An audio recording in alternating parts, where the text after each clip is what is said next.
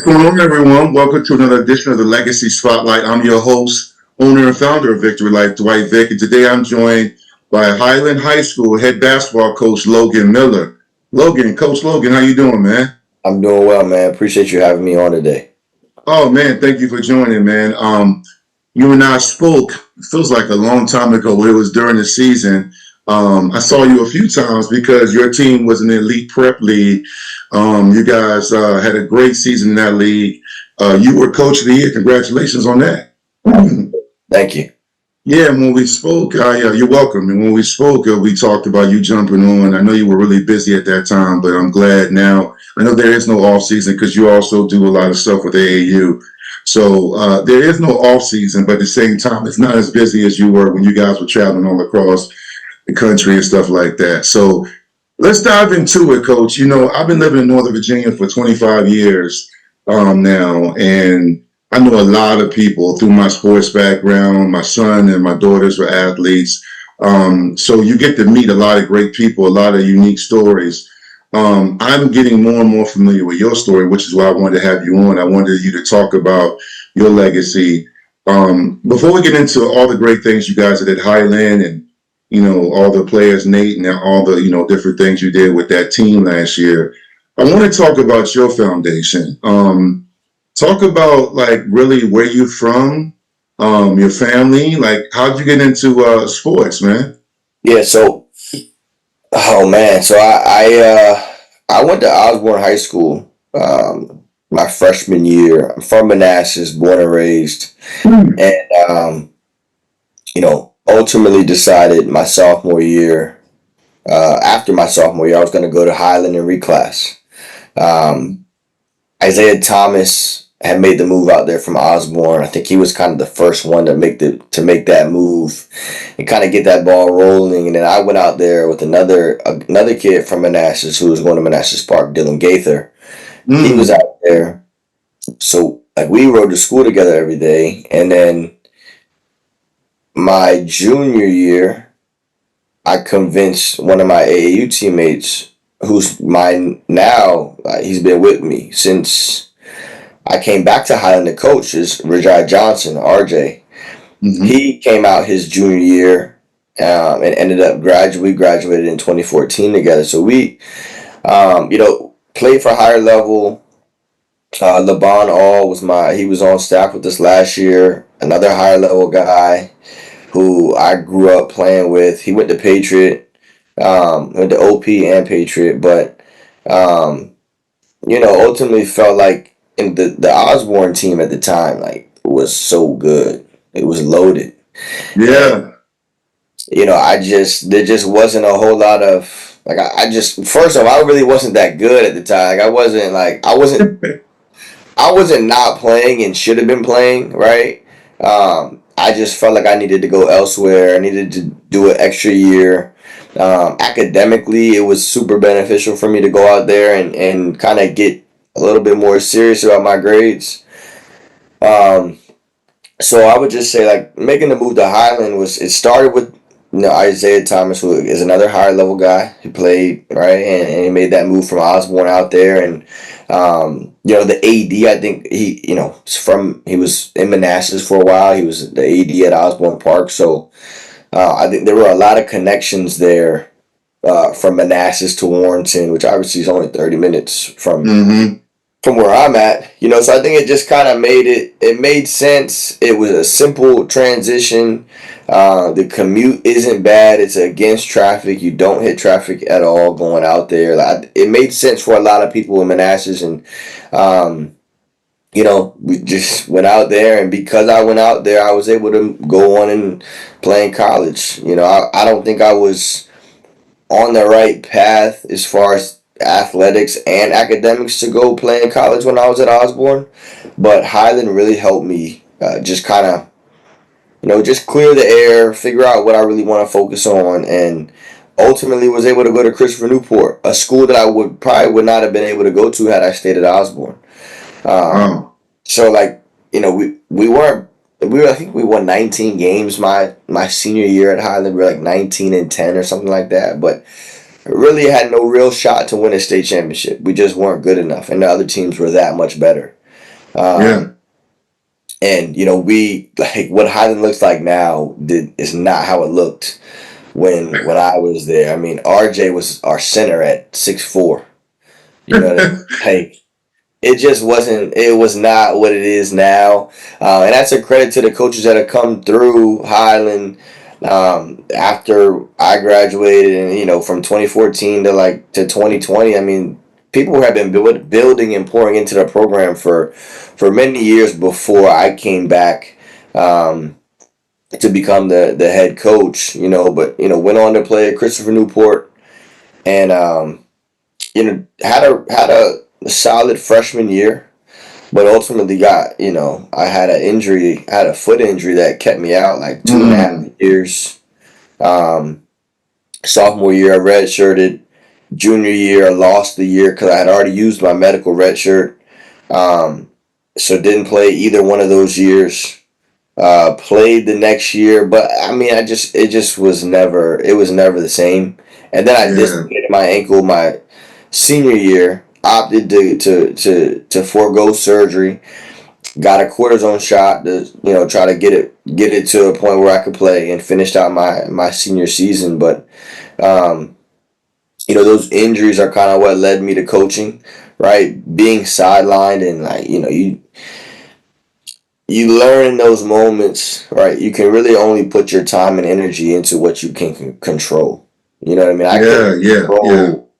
I couldn't control why why this same injury kept happening, right? Like I'll never forget. We had just finished like a midnight inter squad scrimmage. Referees, officials, the whole nine. Played 30 minutes out of that 40-minute game, and get back to my room. I'm like horse playing a little bit, jumping around, and that happens again. Like I roll my foot over, right, and boom, I can barely walk. You know what I mean? Like I just played in a whole game, and it was fine. And then I'm jumping around in the room, hanging out with my buddies and my roommates, and this happens. Yeah. Like many times when I was at college, when I was there, I was like just trying to figure out why, but it wasn't for me to know at the time, and I still don't know why. You know what I mean? Yeah. So Yeah. really learned how to put my time and energy into the things that I have control over, and that was like rehab. That was how I'm going to respond. That was like, am I going to allow this to affect my everyday life as far as my productivity every day? Like, it taught me a lot.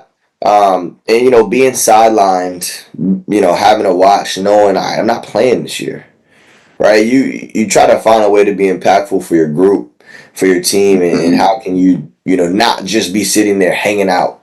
You know what I mean? Although Mm-hmm. you kind of get caught up in doing that as a player, you're kind of chilling because you're not playing. But I was able to kind of watch practices, watch games, and my best friend at the time was, you know, he was our best player, right? And I was able to kind of Oh. communicate with him, like through different, like he was hard to talk to for a lot of people when he got into that mode, But like we had built such a relationship um, throughout our time in school that like I was able to communicate with him, right? Good, bad, ugly. We could hash it out right there, and he would listen. You know what I mean? And so I kind of like that. That's kind of where I first started like seeing the game through a different lens. And they're really like, okay, like because every kid goes to college like, man, I want to be a pro, right? Like, Yep. and me, like, I'm 25% Japanese. I'm like, I'm trying to get dual citizenship and go play in Japan. Mm-hmm. Like every kid that grows up playing at some point is like, man, I want to try to play professional basketball in some sort, like however that looks. Um, but once the injuries happen and things like that, coming from a Division III school, like it's really really difficult. Um, like I wasn't good enough. Simple as that. You know what I mean? Yeah. Yeah. And so that was kind of where I got into like I knew I wanted to coach. Um, and once I graduated, I had a job offer from it's like St. Vincent's College up in Pennsylvania, up near Mm-hmm. Pittsburgh. I know what's that. And then, but I knew I wanted to stay where I was. Like I love Christopher Newport. I love seeing you. Like I was just there. I just went and watched the practice. They're getting ready to go to Spain for their foreign trip.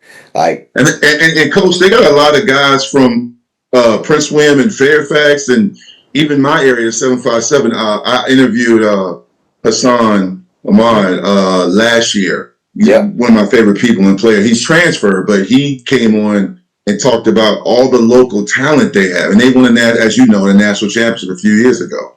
yeah, Yeah, it's crazy, and I think Christopher Newport's had an up and down relationship as far as the Northern Virginia kids and where they're getting kids from. But I think right now they're trending in the upward direction as far as the success that they've had recruiting Prince William County, Fairfax, this Northern Virginia area. So I mean, Coach Krikorian down there does a phenomenal job.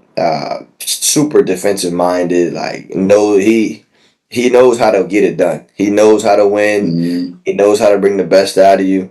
And he treats his players. He gives them freedom, but he also holds them accountable, and has high standards. So, I graduated. I coached under him. He's the only person I've coached under. I Mm-hmm. was there for I think I was there for 2 full seasons, and then a COVID year. We got shut down. We were one of 16 teams Yeah. that were left to Mm-hmm. play in the. We were set to host a game actually at home in the Sweet 16. But so I was there. I think I coached for 3 years, and then it's funny. The St. Steve and St. Agnes job opened up um, when Mike Jones went over to DeMatha.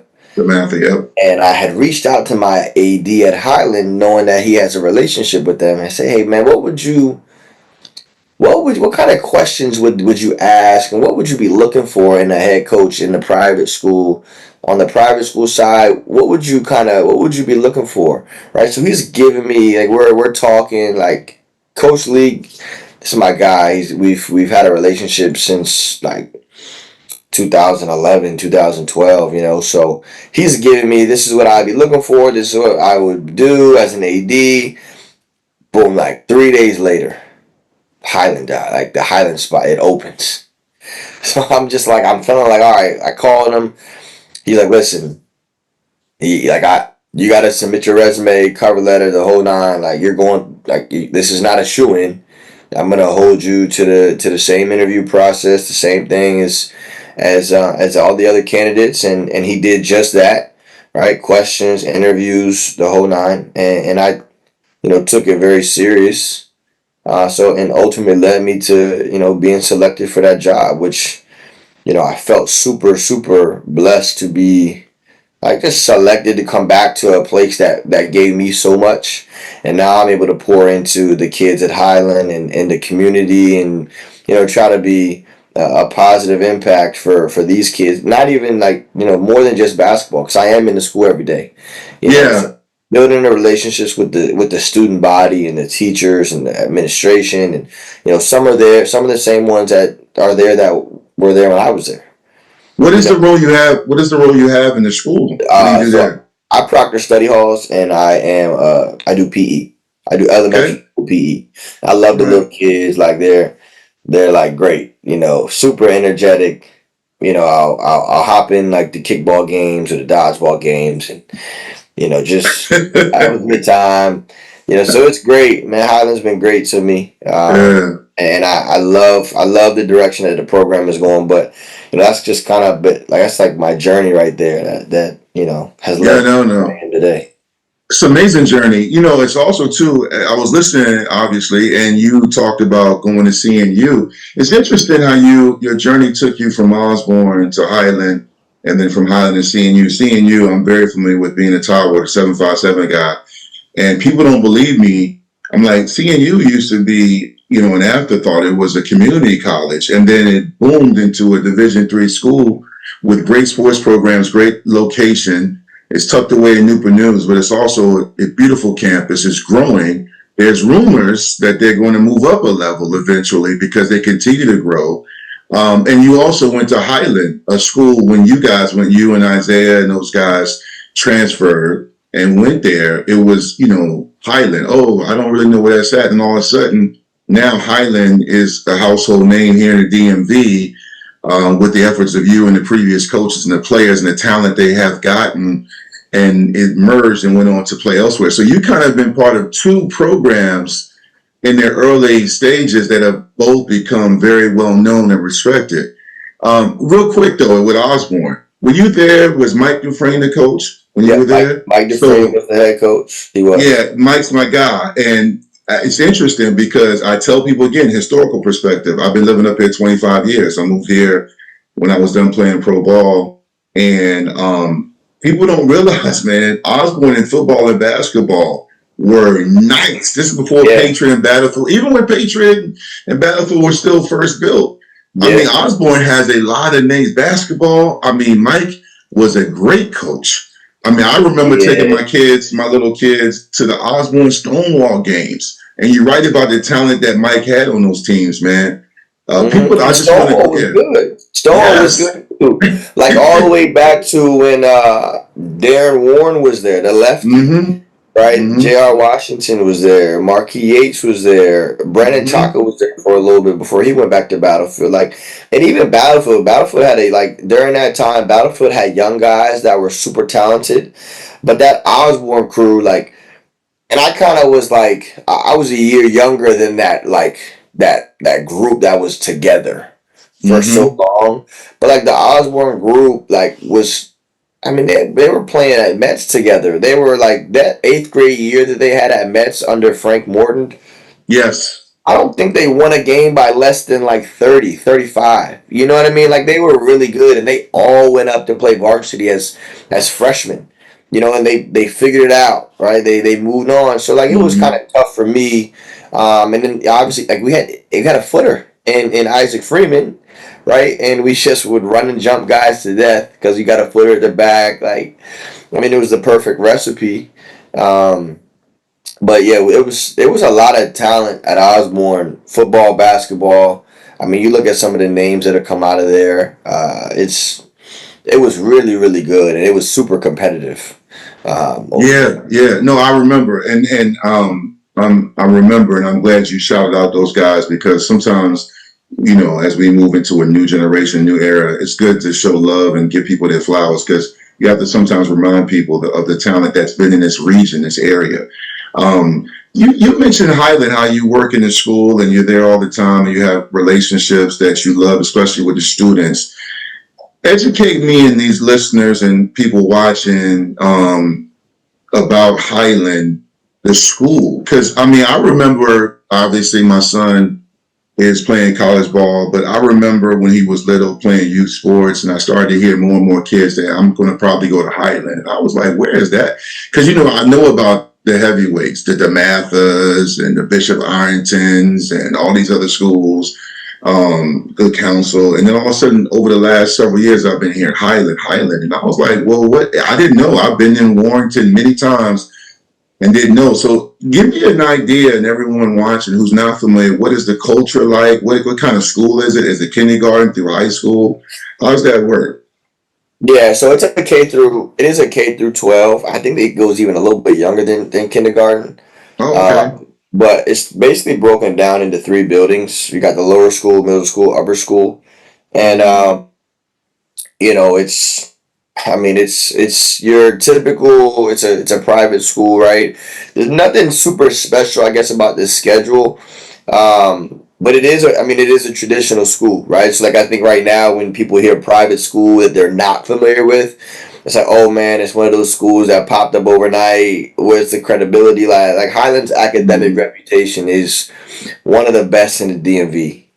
mm, It's up there with the Flint Hills, the St. Stephen's. Like, I mean, obviously, even PVI is a traditional school with a reputable academic reputation. Um, so like that is Highland. We go by, 6 classes a day, two break, two lunch, two, and we're done. So it's a little bit different. It's not block scheduling, right? Like a lot of public schools are. But it's rigorous academically.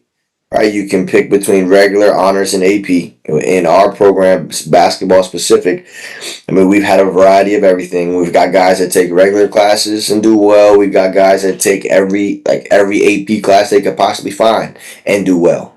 You know, I don't think we've been below a 3.7 GPA for as a team since I've been there. You know, Mm. so like academically, our guys work. They have some built-in study halls to their schedule throughout the day. We do some team stuff if we have a late practice or whatever is necessary. But you know, from a school standpoint, the community's been growing, and the support for our program has been trending in an upward direction for the past 3 years. It's a huge credit to our guys, right? Yeah. We do community service on Saturdays, every Saturday during the season, Wow. and we invite the young, we call them young Hawks, and it's K through 5, and we put on a basketball league that our guys will help coach and referee and just interact with the kids and the parents. And we really try to pour into our community the way they pour into us come Wednesday night, and we have a big home game, and they're coming out to support us, right? We want to make sure that we're reciprocating just the energy, just the effort to be impactful as they are for us. Yeah. That sounds cool, man. That sounds really good. And it's also good that you have that support. I know some programs in the DMV with all the new growth of this area. I mean, it's crazy because every day there's a new school. You mentioned so many schools that are not credible or have accreditation because it's all this big movement for people creating schools and things like that. Highland has been able to emerge and grow and also really, really get a lot of spotlight on it, not just for basketball, but just as you mentioned, the academic piece. Because even some of the kids I talk to, they're not all athletes. They're going there for, as what you mentioned, the culture and the academics. Coach Logan, you took over. I remember when you got hired. I remember reading the article in Inside Nova. You came at Highland at a very critical time. I remember because they had Isaiah Abraham, Patrick Nwama was there, right? Yeah, Pat Gamba. It was Yeah, Isaiah, Pat Gamba, and Patrick O'Brien were like all yeah, like seniors. yeah. And then so they had guys graduate. Those three were going to be seniors, and Mm-hmm. then Cam Cole, Julian Rivera, Kai Johnson. Mm-hmm. Kai Johnson was I think he was going to be a senior as well. Cam was going to be a senior as well. Yep. And that would have been a tremendous senior class, right? Like What? that'd have been a really fun class, and we made the Yeah. efforts, right? I think things were kind of already set in stone before I had been hired, but we definitely Mm-hmm. made a push to see if we could try to retain those guys, Mm-hmm. and just give them an experience for their last year that would be memorable and help Mm-hmm. prepare them for college. But ultimately, they decided to go a different direction. I think I made a mistake. I think Pat and Isaiah were going into their junior year. They were all Junior going. year, yeah. They were going to junior. Yeah, they were. Yeah, they were juniors. Yeah, but Yeah. still, yeah. With that being said, you weren't able to retain all of them, but Cam Cole stayed. So I've had Cam Cole on here. I love his family. Yeah. He's been on the Legacy Spotlight, Victor Life, as well as Julian Rivera, and they both talk glowingly about their experiences there. Let's talk a little bit about that. Like when you talk about your mission, your view, your moral compass, so to speak, like, your culture. And culture is a buzzword you hear all the time in sports, even in corporate America. And they say, well, this is our vision for our program. This is how I do things. I had Julian Rivera on, who I've known since he was a young, and he's my guy. I love that kid as a player and as a person. And he talked about playing for you. And he said, sometimes, yeah, me and Coach Logan, we bump heads because I'm strong willed and he's strong willed. Talk about what it's like to play for you. What's your vision for your program? Like, how do you get the most out of your players?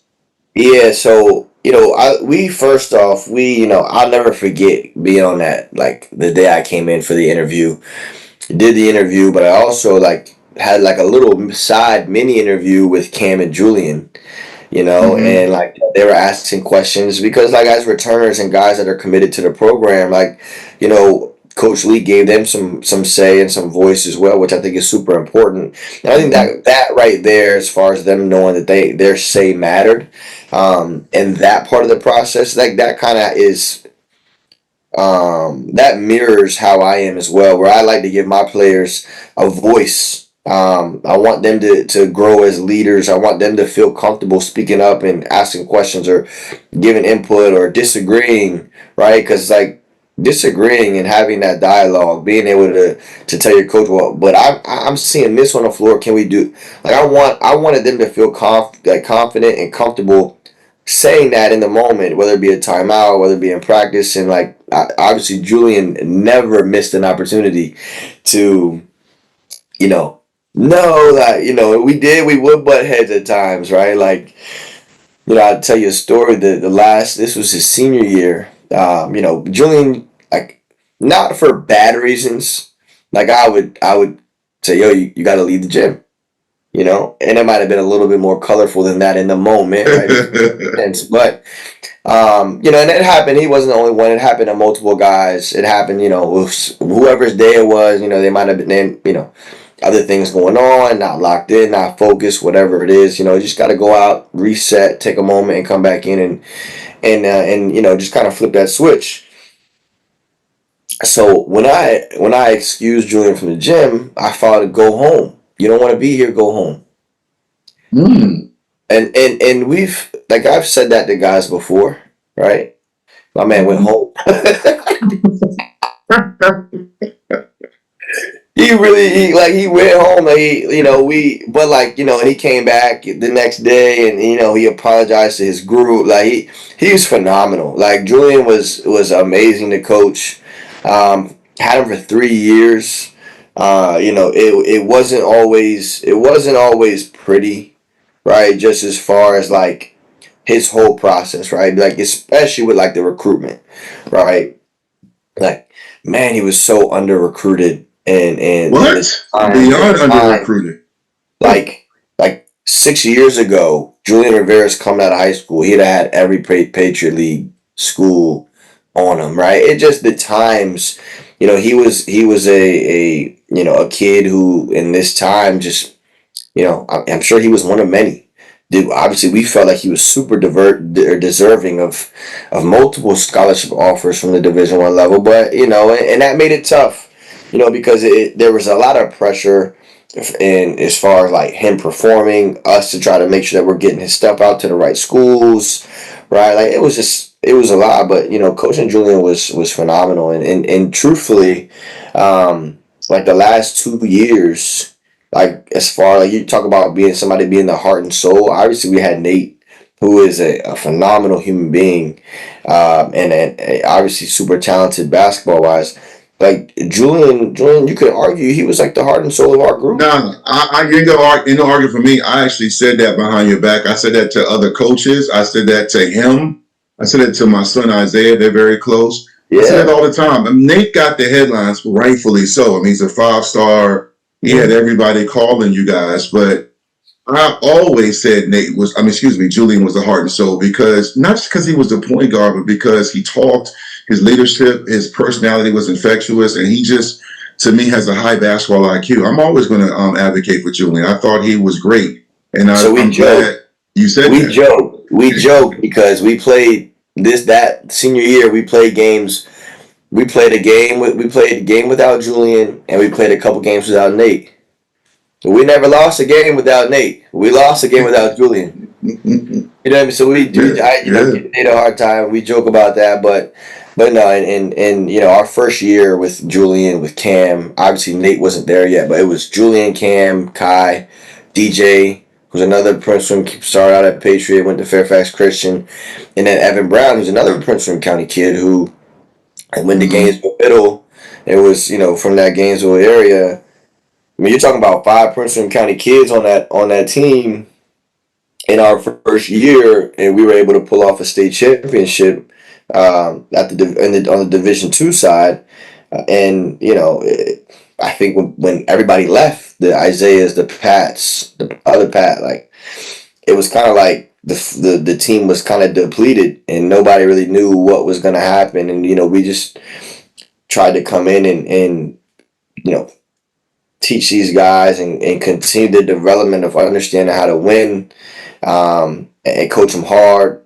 We definitely do that. We coach with a lot of passion, a lot of firepower, to try to bring the best out of our guys. And they responded. Cam Cole was tremendous his senior year. Baller, Like, baller. man, tremendous. And I think one of the biggest things to highlight about our program, it started out in year one and has been the same way through year three, is like we're talking about all these kids: Cam, Julian, Kai, DJ, like Nate, Josh, Chance, Jeremiah, all these guys, right? The biggest thing to highlight about them is that their parents were supportive of the program, and even if they had disagreements with how we did certain things, right? It never got in the way of the overall team goal of being successful and winning state championships, winning conference championship. It never outweighed that. Right? Mm-hmm. It never became, my son needs to be playing more minutes, doing more of this because he wants to get this off. It never became that. Mm-hmm. Right? The main thing always remained the main thing, and that was program success, that was winning, that was state championships, and obviously putting kids in school and helping guys get to the next level. But they understood that when everybody is eating and the team is winning, all of those things are going to happen and they're going to organically take place versus trying to force feed one kid into a situation at the cost of the rest of the kids in the program. Like, we didn't have to deal with any of that, and we're going to continue to not deal with it because of the kids that we go after, because of the families that we recruit, because of the vetting process, and us taking time to sit down with families prior to say, hey, come to Highland. You know what I mean? Like, Yeah. we're super particular with the families because the conversations at home, they matter. You know, Mm-hmm. and you know my assistants do a phenomenal job pouring into these kids. RJ's been with me since I started. It was just me and him in year one, literally just the two of us. You know, Yeah. and he's done a phenomenal job. Sacrificing his time, not financially beneficial to be in a spot like as a high school coach, but sacrifices his time. He pours into these kids. He holds them accountable. He loves on them. He coaches them hard. Like, it's your credit to my staff, and RJ obviously being one of them, but LeBron and Darius, Justin Downey, like, they've all been a part of this journey and a part of the foundation to this program, because it's never just the head coach, right? Head coach might receive the accolades and the coach of the year, but ultimately no head coach gets those awards without a phenomenal staff and a phenomenal group of players. You know what I Okay. mean? It's Yeah. never about one person, and obviously one person gets it's spotlighted and awarded for that. But ultimately, my success as a head coach, the success of a program, it can't happen without everybody that's involved in the puzzle. You know what I mean? Yeah. Everybody Yeah. piece. So I think our foundation is pretty strong. Right, coming in. Yeah. Obviously, one, I made a joke like, you win a state championship in year one. The only direction to go is down from there. You know what I mean? Yeah. But we've been blessed and fortunate to have continued success, and we've been a part of the state championship game all 3 years that I've been back.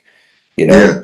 so Coach, you talk about Jeremiah Gorham. Shout out to Jeremiah. His dad is part of my son's village. My son, back when my son was a kid, a youngin, Cliff trained him along with a lot of kids in the Gainesville, Prince William, Manassas area. The Ross kids, Cam Cole. That's how I met a lot of these kids. And you got Julian, as we mentioned. Nate is a Prince William County kid. Chance is a Prince William County kid. And there's other kids. One trend I've been seeing and bringing those names up. You even got a kid my son used to run track with. Love his family, mom and dad. Evan. I don't know if his hair is still long, but he came to you, man. and he's a football basketball kid. But you got a lot of kids in Prince William and the surrounding areas. One thing I've been saying, and I think this has been trending the last 10 plus years, probably longer. I moved up here 25 years ago from the 757, as you know. My favorite place to be.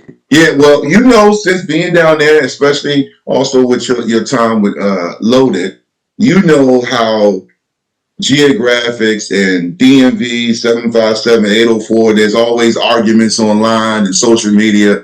One thing I've been seeing, though, I moved up here 25 years ago, and I promise you, I've said this even before I met you. Prince William County is really trending and has been trending upward for a long time. And that includes Manassas City. The talent around here, I mean, again, you love the 757. I'm from there. I'm not trying to get into a debate. I don't want a hot take. But when you talk about Prince William and the surrounding areas, wouldn't you say we can really compete with anybody when you take our best versus someone else's?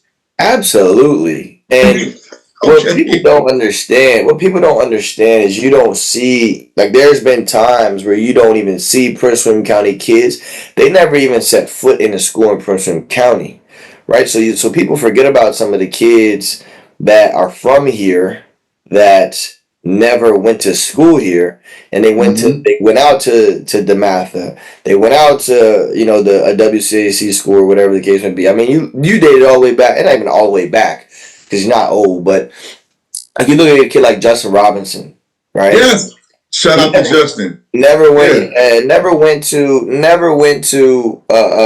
high school here, right? They went to Montrose Christian, and they went to St. James, right? But that's a Prince William County kid. Prince William County never really probably saw play in high school outside of being on TV or live streaming a game, right? You think, like, you look at PVI, right? You had Pat, you had Ben Hammond, you had Isaiah, who are all Prince William County kids, right? Like, you got there's brothers, the Bowser brothers that are like, they went out to DeMatha, right? Like, Prince William County kids, like, a lot of people are eating off of Prince William County. Yes, and it kind of goes under the radar, right? With that Prince William County really does have talent, right? But like, a lot of other counties, a lot of people in the DMV are eating off of Prince William County.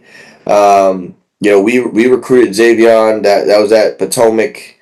Right, he's at Bullis now, like, Prince William County kid. He's out on the Maryland side. It's Prince William County's loaded, man. I'm telling you, it has been for a while. I think it is now. It's definitely right. No hot takes or anything like that. But, like, at state of Virginia, my opinion, it's not even close where the best talent is. It's not even close. Oh, yeah, no, I got in trouble because I've said that before, and my boys watching those people, they know where I'm from. They're like, "Hey, yo, what's really good, man? What you doing?" I said, "Listen, I'm telling you," and I list off names, and we don't have enough time in this episode to really get into all the names. Maybe that's when I have you back, because I'm telling you, when I sit back and me and my son and some of his teammates and just friends, we talk about it. It's because you're so right about Justin. He went to my alma mater. And I didn't know. And then Cliff Gorham told me he used to train them. And then I'm watching Virginia Tech, where I went to school at and played. I'm like, damn, he from here? And then you see them come back. And you see them in Manassas and Woodbridge. And you see them here in Prince William. And you start to go 1, 2, 3, 4, 5. And then you mentioned they're everywhere. And you're right about it. Speaking of that, I'm glad you said that's a good segue. Do you find it hard? Because I've had a lot of public school coaches on, a few private school coaches on. The DMV, I was ignorant. I heard of it when I was at Virginia Tech, but it was more Virginia versus Georgia, Florida. It was arguments like that. And then my boy Al Clark, who was our quarterback in the late 90s from DC, he always used to say the DC area, how they say area, but now it's called the DMV. And he was like, "Vic, I'm telling you, you guys don't understand." So then I moved up here essentially 20 something years ago. And I quickly saw what he was talking about, especially in basketball. Jay Wright, the former legendary head coach of Villanova, said, "The first area I go to recruit is a DMV." Do you find it hard being at Highland? Because you got Patriot right there, Battlefield, and Gainesville, newer school. And then you have other schools, Potomac on the east side. And then you have Fairfax schools. And you have the WCAC, which is the best conference, in my humble opinion, for basketball in the country. How do you stay above water with competitive public schools and these other private schools? Because it's a very competitive alpha male energy you got to have. You know, how do you balance that with being humble but yet confident in your approach? Yeah, that's a good question. And just for the record, I had a conversation yesterday. WCAC has been a powerhouse conference, no question. But the EPL this year, Oh, right no, now, the no, EPL, hold on, Logan. We're gonna get to that one. No, go ahead, finish the sentence. But I got that in my notes because we're gonna talk about that. But go ahead, go ahead. the EPL is going to be better than the WCAC this year, and I don't think it's close. So whoever sees Mm, it, write it down. Just do what you want. It's I think it's becoming more of a fact than an opinion, right? But just to answer your question, I as agree far with as that. like yeah, you definitely have to have some alpha tendencies. But the reality is like, when you're trying to be competitive in our space from the private school side, and we don't have limits. It's like we played 50 games last year, 42-8. You know what I Hmm. mean? Like, Hmm.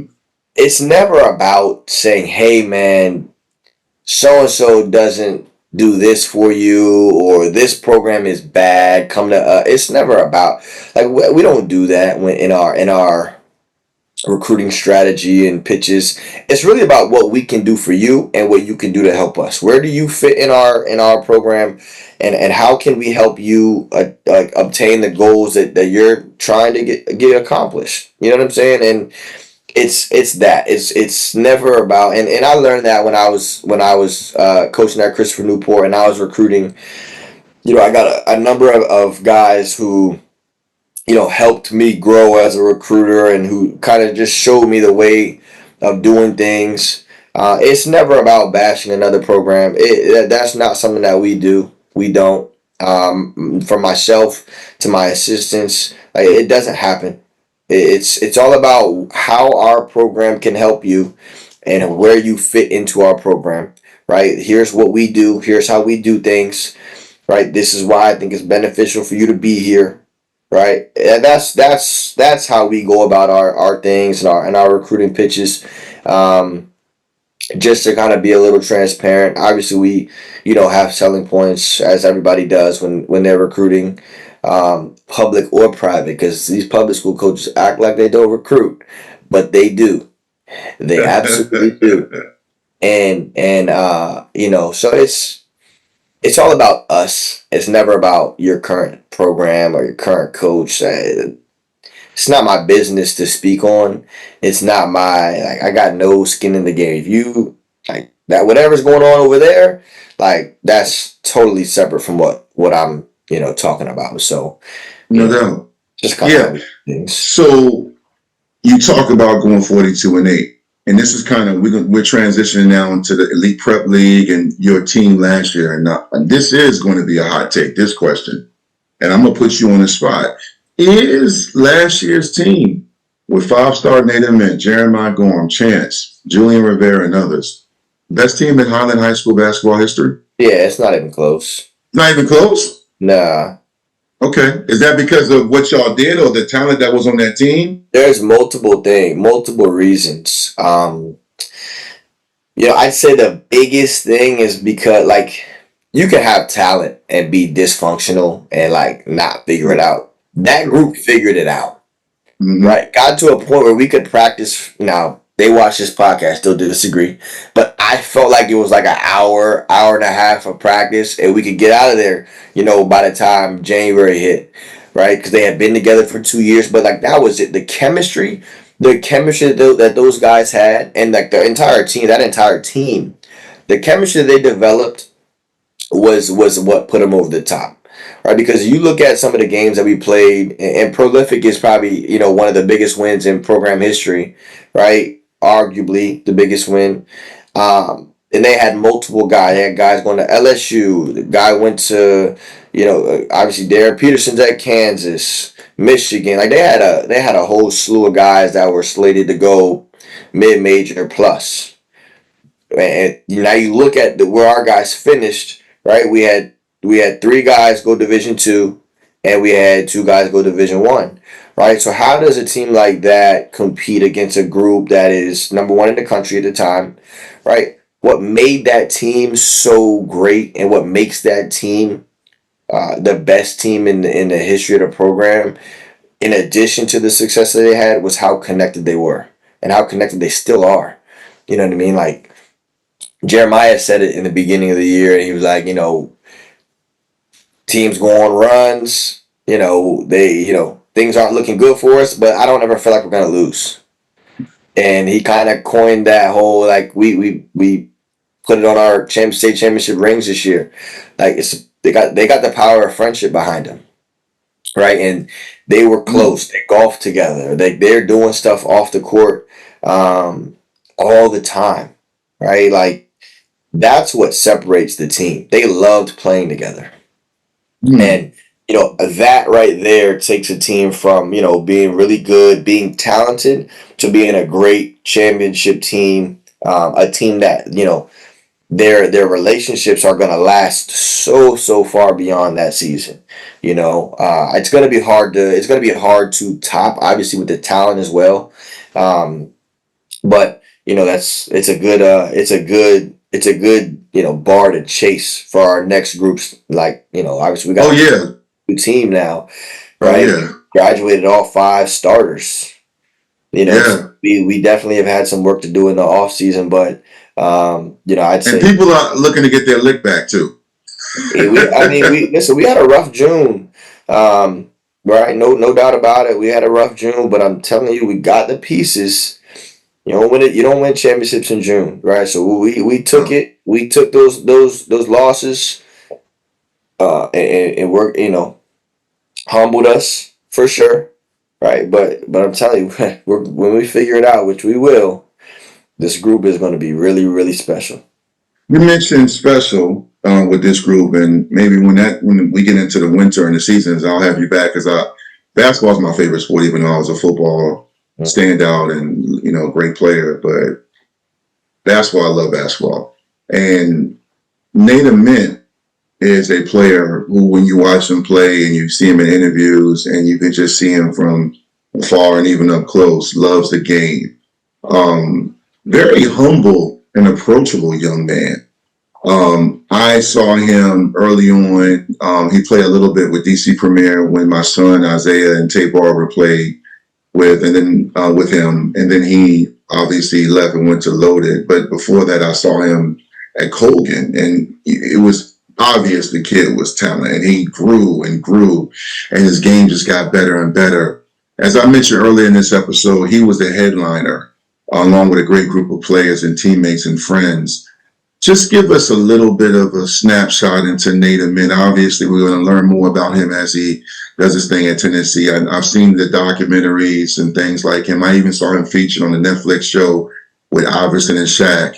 And he just seems so chill and so cool, where some guys make sure when they come in the room, I'm here, I'm in the building.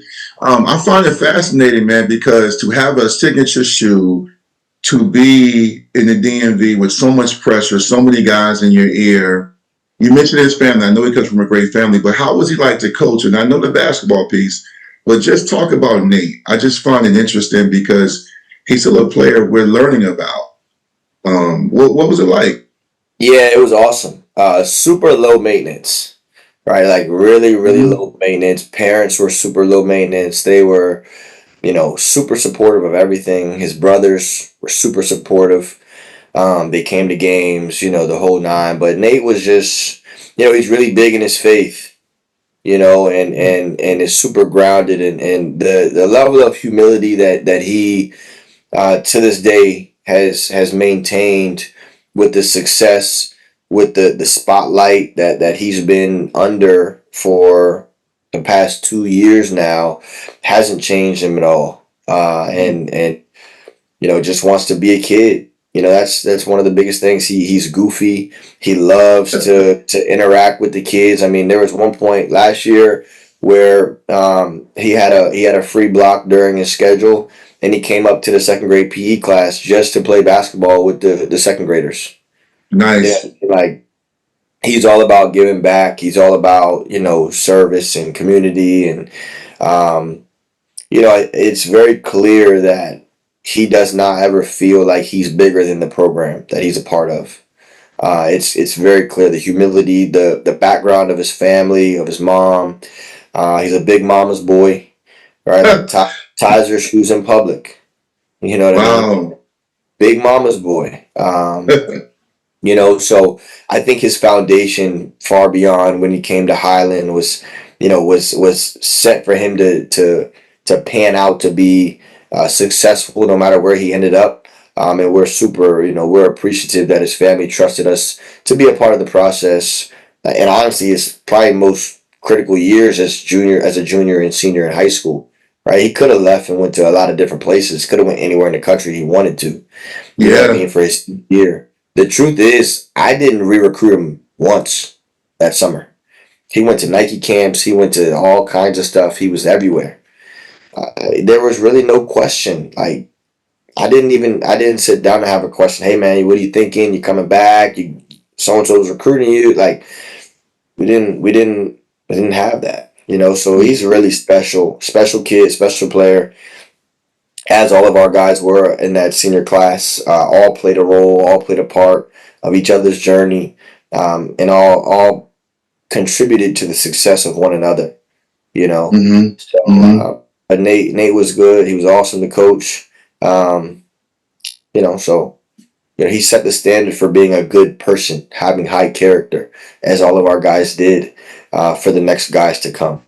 Well, I love that. And, again, I see Nate. I just make say, what's up? I don't, some of these guys are cloud chasing. I cheer for a lot of these young men and women that, to win.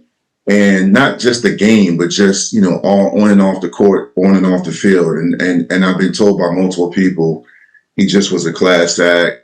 Very smooth game. Obviously, his talent stands out. But I just found it really cool that he just is that approachable and that humble in a day and age when social media has a lot of these kids gassed up and then look at me, look at me. He's just like, hey, what's up? And he walks in. I would see you guys because we were a lot of times we're at the same elite prep league sessions, and I would see him just sitting with Julian and Jeremiah, laughing, looking at their phones. And I was like, yo, he's just like everyone else. I He's think a that's kid. cool. He's a He's a kid. kid, yeah. He hates his phone. He hates social media. If he didn't have to post on social media, he probably wouldn't. He probably would never, Yeah, because of the yeah. business and because of the position that he's in. He does have to. But I'm telling you, I don't text Nick. I won't text him. Because if you text him and you keep texting him, you're gonna be disappointed with all the blue messages that you see. If you gotta call him, you get straight to the point and you hang up. If he's either golfing, playing basketball, maybe fishing, like he want to be a kid. Golfing. Wow. Oh man, Yeah, he's good. Me and yeah, Coach Leak and I played Nate and Jeremiah, and we played 18 holes, and yeah. we got them. We got them out the way. So we're about to have a rematch. Well, Coach, we're almost done, but as I mentioned, as we were prepping for this interview, I got to talk about one of the hottest topics going on right now, especially here in Prince William and the surrounding areas, the transfer, the recruitment. You mentioned recruit. Private schools recruit, and you said something which I've known for years. Public school coaches do it too. You landed a player in Jamison Ross, part of a great sports family. I know his parents well, know Julian and the dad. Julian and the brother, the oldest brother, Jaden Ross, have both been on my podcast. And as I mentioned, Cliff used to still trains them, and my son used to train with them for a handful of years. So I'm very familiar with the family. Obviously, my son went to Patriot, so I saw Jamison at Patriot, and then next thing you know, he was at Highland. That resonated throughout the DMV because of his family. His name and Patriot was on the way to the playoffs and went to states. Just in your own words, giving your side of the story, how did that come about? Because a lot of people have opinions, and that's fine, but only a few people really know the truth. And then, of course, there's been other podcasts where it come up. Public schools recruit, but private schools can legally recruit. right? But did you call him? Did you show up outside in the Patriot High School parking lot? Like, how did that, like, what happened? I mean, because again, I'm giving you a chance to explain your side. Yeah. So you gotta just to put it all into perspective, right? Like Cliff Gorham training those guys for a long time since they were kids.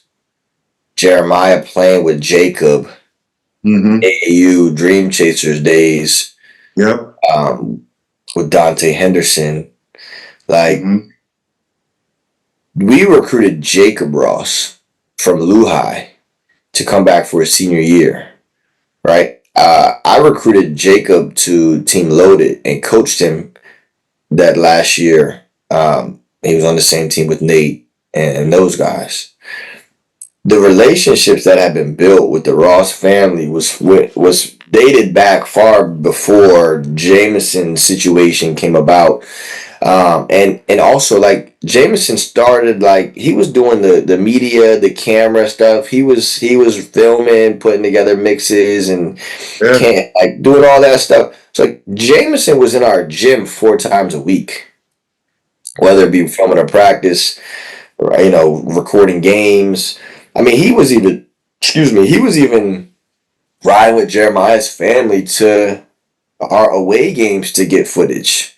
You know what I mean? Mm-hmm. So then Jacob, was coming to Highland where we were close to getting that done and played with us in the live period, right? And blew up. Like, the relationship was already there. So like as a family, when things were not what they wanted or whatever the case may be, and that had the conversation in that household are conversations that should remain in that household, and those have nothing to do with me. Absolutely. But when we started having some conversations about Jameson making the move, and obviously Jeremiah is somebody that Jameson, had looked up to when being younger, but also being like a big brother to him. Mm-hmm. Um, you know, the unhappiness, the want for more, whatever it was, is what spiked the conversation. And as a private school, we can take a kid at the semester, right? We can do Yeah. that. And for us, it's my job to make sure that we are preparing ourselves for not just the present but the future, right? So when we have an opportunity to land a kid like Jameson Ross, who's a phenomenal kid, phenomenal student, has been great and has been super impactful in our program, right? You take him. You know what I mean? Mm-hmm. And that's the business that we're in.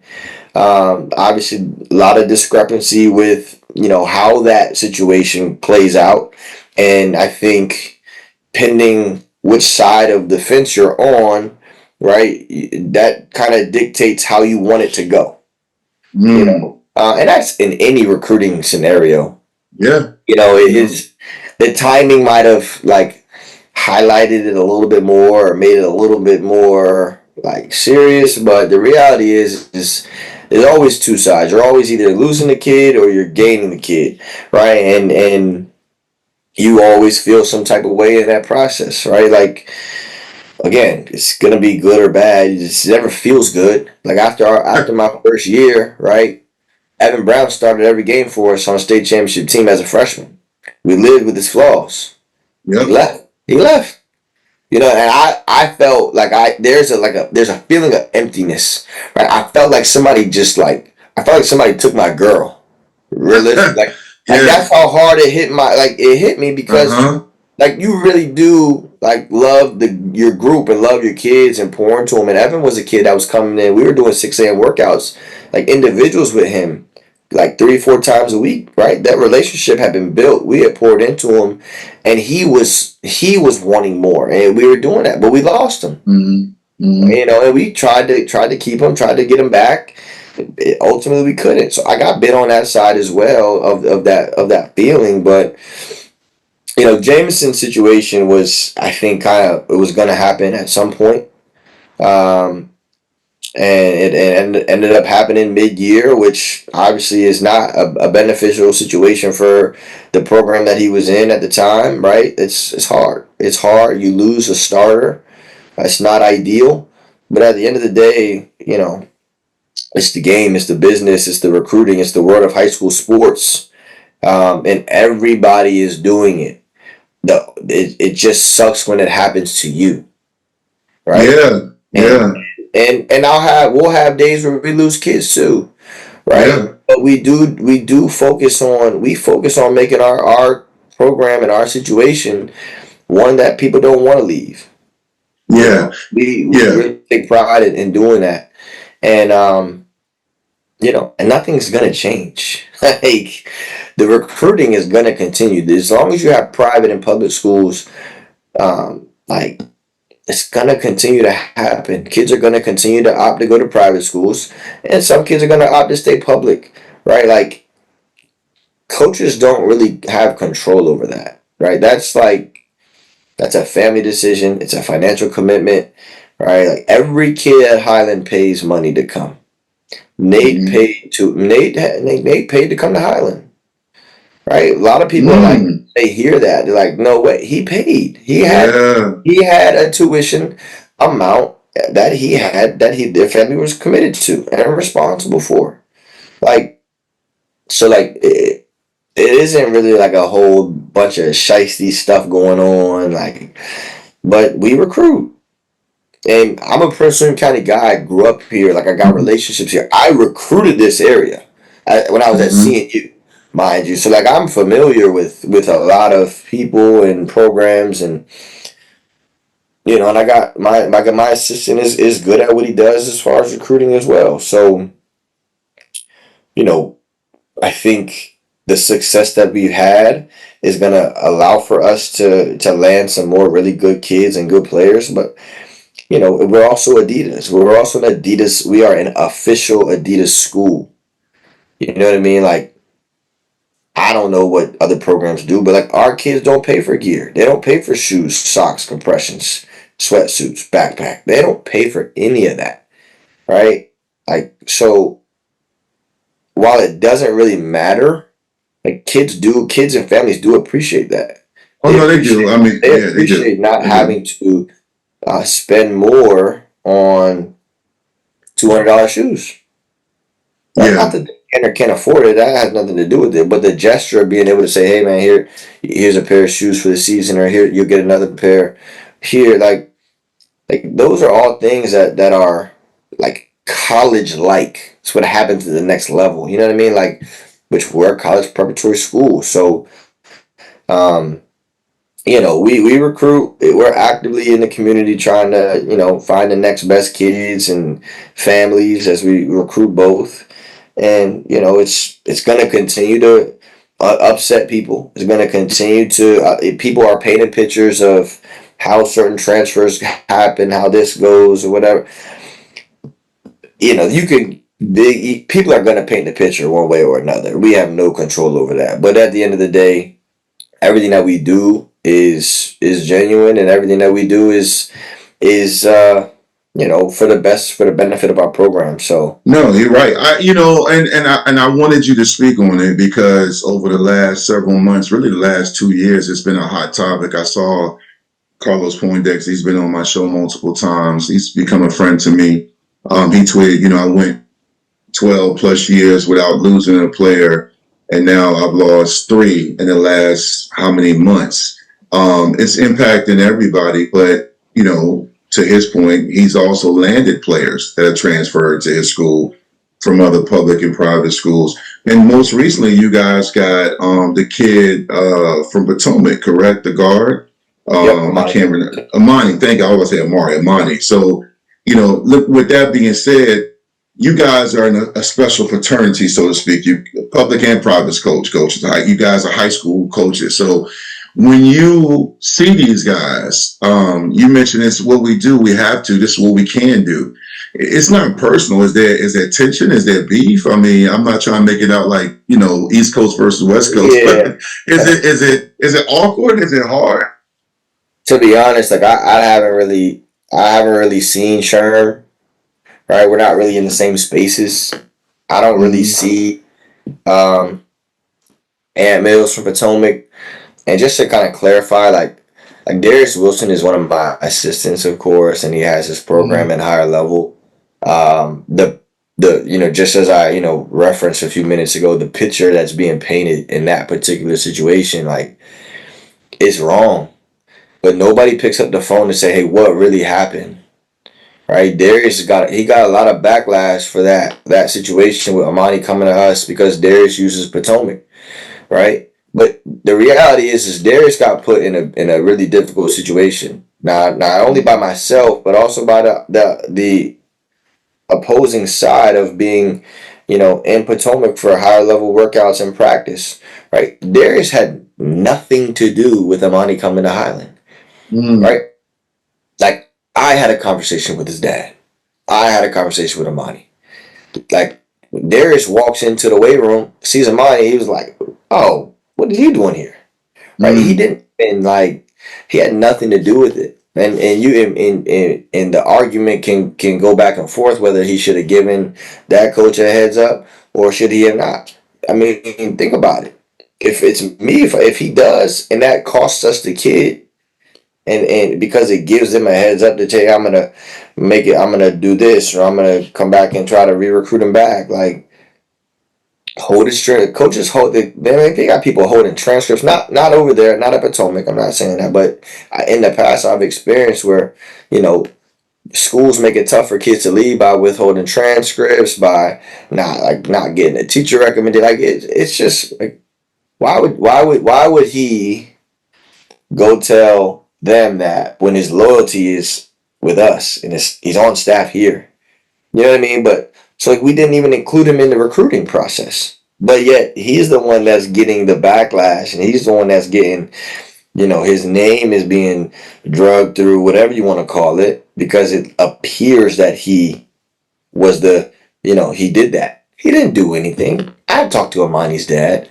I talked to Amani. And keep in mind, one of Amani's childhood best friends, Jamal Smith from Stafford, goes to Highland. So, like, there's so many Yeah. factors that are included that are not discussed. It's just, man, he took my kid. Man, he came into my gym and did X, Y, and Z. It's not even about that. But again, being on one side of the fence, it's not a good feeling, which I understand, and I understand the frustration. Like, I would be mad too. I've been on that side, right? But, like, as a coach, right? What could I have done better to make the experience for Evan Brown, who went to Bishop Ireton, like, so much better that he wouldn't even consider to leave? Right? So instead of saying, "Yo, it's your fault, your fault," like, we as coaches have to reflect, look in the mirror. What could I have done better to make this kid's experience so good that he wouldn't want to leave? You know what I mean? Mm-hmm. And then you ask yourself that, and then it gets to a point where you're gonna look yourself in the mirror and say, "I've done everything I can," but as a public school, I just can't do what some private schools can do. Not, and it has nothing. It might not have anything to do with coaching. 50 games. What? No public school can play 50 games.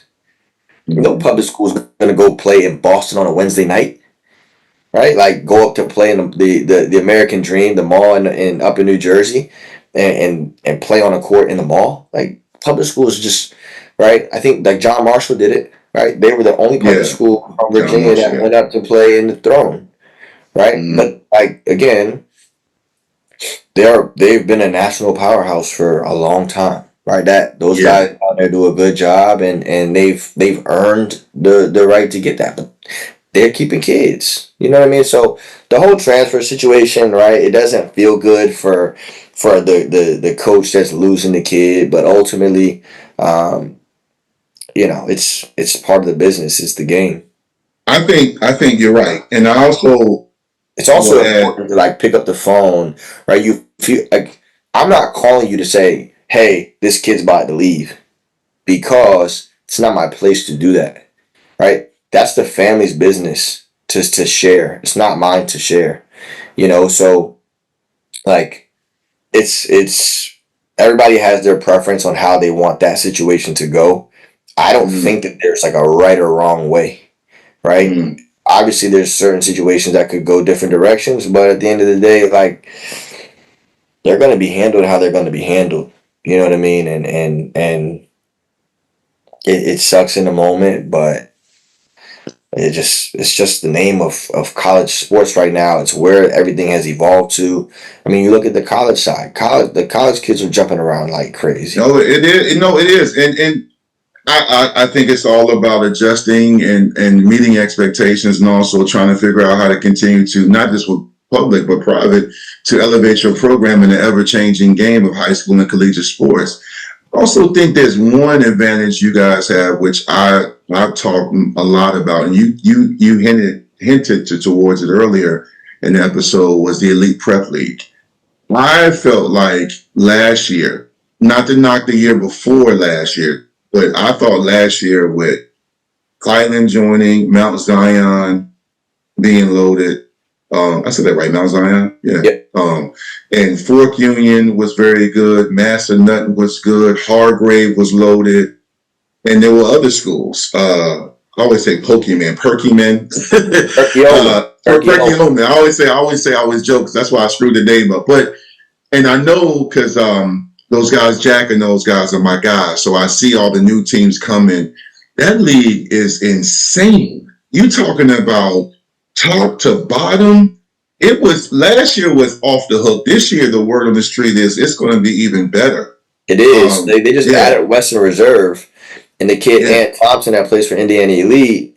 Like that team is going to be really good. They added Spire's post grad team, and they added one more who I'm forgive me for forgetting what school it was, but like the league is getting better. The players that are coming to the league are getting better.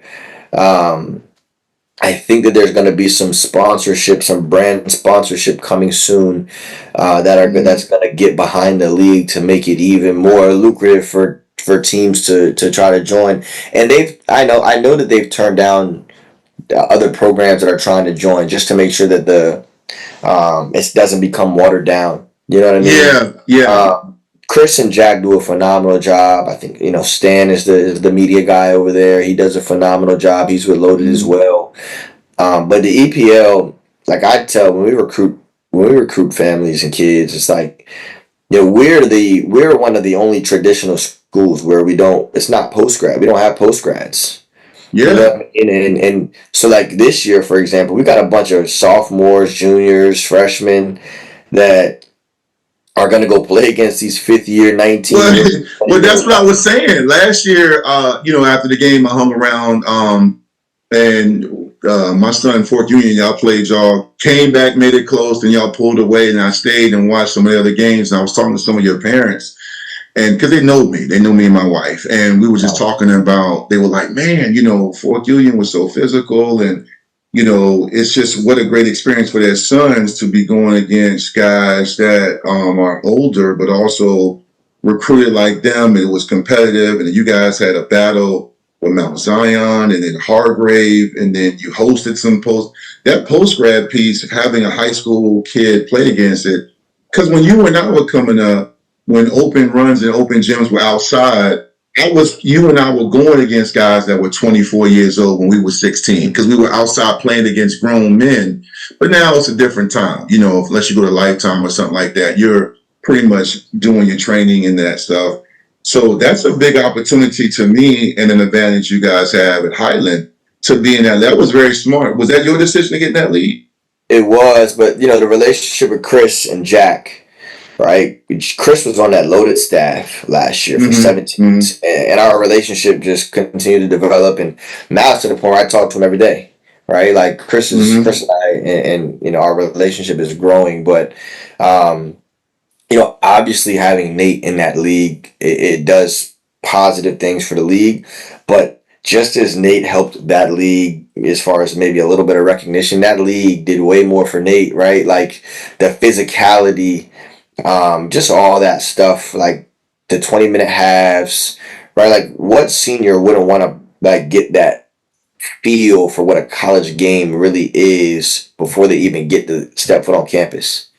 You know what I mean? Like that right there is huge. The physicality was, I'm telling you, like it was almost to the point where I didn't like it sometimes because our kids, this player safety is important.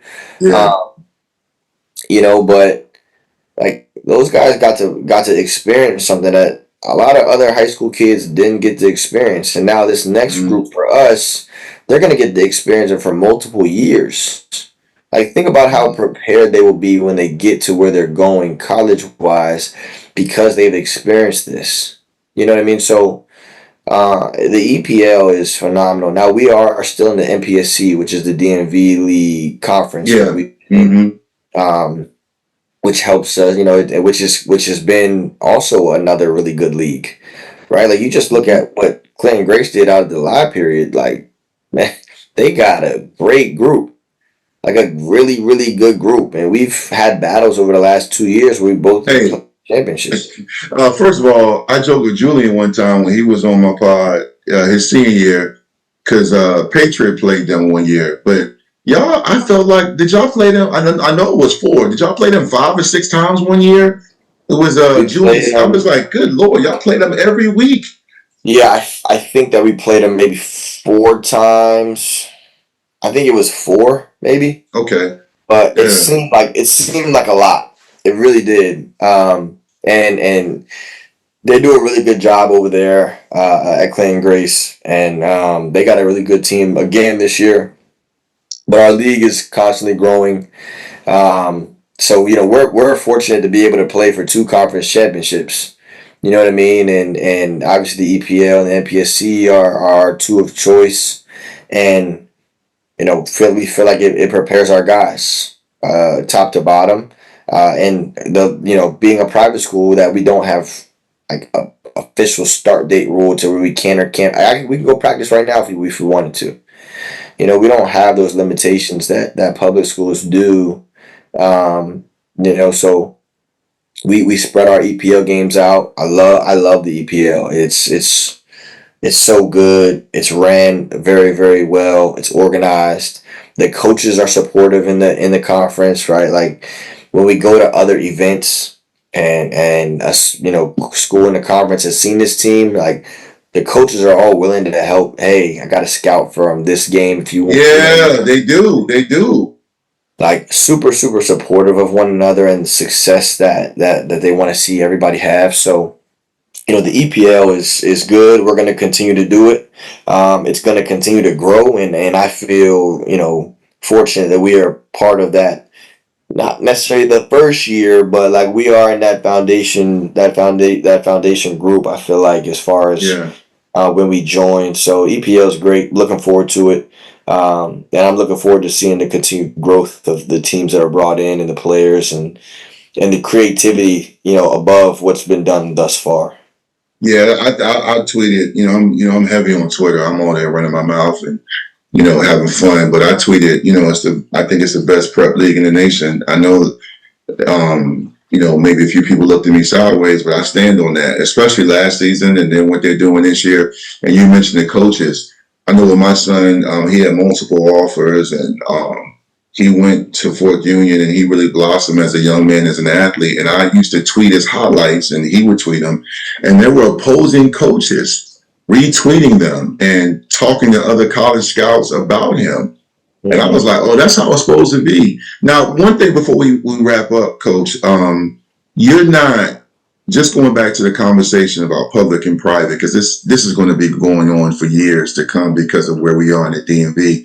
You're not knocking public schools, though, right? You're not saying public schools, why would you go there? You're not going to get an opportunity. Are because you were at public school at one time. What did I your was at stand? public school, and Okay. it's not about knocking a public school or knocking any program. It doesn't matter, public or private. We're not speaking negatively on anybody, right? It's Mm-hmm. only about what we can do to help you, where you fit into our program, right? Like, you're not gonna hear us, or you're not gonna get feedback saying, "Oh man, you know, over there at this school is public, so you're not, like, that coach ain't gonna." That's not happening with us. It's not about knocking anybody. Everybody has their own way of doing things. Everybody has their beliefs, their values. Like, how you do things is totally up to you as a coach, as a program. The only thing that we can speak on is how we do things, what we can bring to the table, where we see your benefit in our program, and that's really it. What families decide to do is totally up to them. All we can do is say, hey, here's what we have to offer. So Yeah. No doubt. It's not about knocking anybody. No doubt. Well, Coach, this has been a lot of fun. I really appreciate your insight, your honesty, and also some of your personal stories. And speaking of that, I want to end the show with you sharing some insight.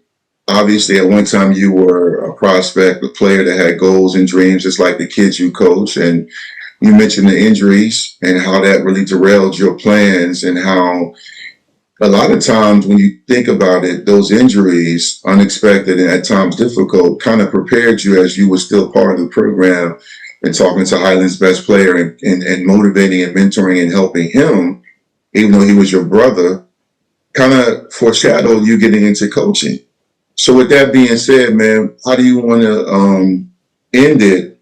Is what life lessons or insight do you want to share to the future Logan Millers? You know, when they're going through challenges or they're trying to figure it out as a player. A humanistic view. How do you get them to understand, like, to persevere and to get to where they need to be if their initial goal doesn't work out? Yeah, that's a good question. The biggest thing is control what you can control. Like that's been the most impactful for me to this day, right? Learning and really understanding that what you cannot control doesn't deserve your time and energy, you know.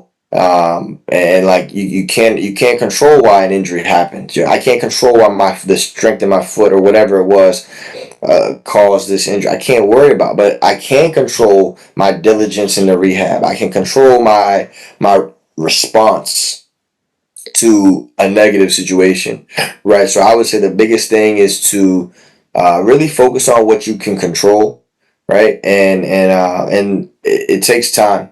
It's definitely not something that happened overnight for me. I definitely didn't handle situations the way that I should have looking back, but those difficult times and those times of you're questioning the situation, you find ways to control what you can control, and keeping that at the forefront of your day to day. And I think it's gonna really, like, it'll prepare you for situations down the line, right? When you're dealing with a coworker or you're dealing with somebody in a position of authority, you have no control over the decisions they make, but you can control your response to those decisions. So my biggest piece is to just focus on what you can control, and the things that are out of your control, find ways around it. Find ways to still be the best version of yourself, and good things will happen because of it. No doubt. Well said, man. Well said. And congrats to you, man, for finding that next chapter. I've often seen a lot of men and women, get fixated and they don't have a transitional plan. And, Mike Tomlin, a guy from the 757 on Denby High School, went to Women Mary. Yep. I saw him speak one time and he said, I am successful now because I failed at my initial plan. But this was God's plan, so to speak. I'm paraphrasing. Mm-hmm. And, he's won a Super Bowl. He's, never had a losing record. He's impacting lives, even though these are pros. So it's kudos to you. I know coaching at times, it's a tough job because, you're right there at the forefront, the face of the program, and every move, every step, every decision is being scrutinized. And, I've often said this, Carlos Poindexter, a Hayfield coach, loves this quote, I say, and it's that you guys, when you become successful, are a prisoner of the expectations you created. So now, that's my bar for anybody that steals to give copyright credit to me. But you're a prisoner of the expectations you create. So good luck to you this season. We'll have you back on. Let everybody know, when does the schedule come out? I know it's football season right now, ladies and gentlemen. I know, but when is Highlands basketball? When is it going to be finalized? Hopefully early fall. We're still working through it all now, trying to figure out the best things for our kids to be involved in. But it should be out early fall, mid fall at the latest, and we hope to just continue to impact the community, whether that be Warrenton, Gainesville, surrounding areas. We do things the right way, and our kids deserve the support. So look forward to having people out at our games. Before I sign off, how can people see? I know CBG Live does the CBG does the live streams for EPL, but If you guys are playing somebody, is it always live stream? I know you can come watch in person, but what Yeah, areas can they watch? we'll have live streams available via Huddle this year, Okay, at home and on the road. And then if okay. we're in events, then there are live stream opportunities for events, and you can tune in there. Well, there it is, ladies and gentlemen. I appreciate everyone for watching. I appreciate you, Coach Logan Miller, for jumping on Thanks first so of much for many. having me. Yes, absolutely. Thank you. Good luck to you this season. Continue to change lives and help others succeed on and off the court. I'm your host, Dwight Vick, founder of Vicktory Life. And like I say every episode, no matter where you go, no matter what you do, make sure you have a positive impact. You leave a great legacy. On behalf of Highland High School and the basketball program, we thank you for watching. Everybody take care. Have a great summer and get ready for this fall. Appreciate y'all.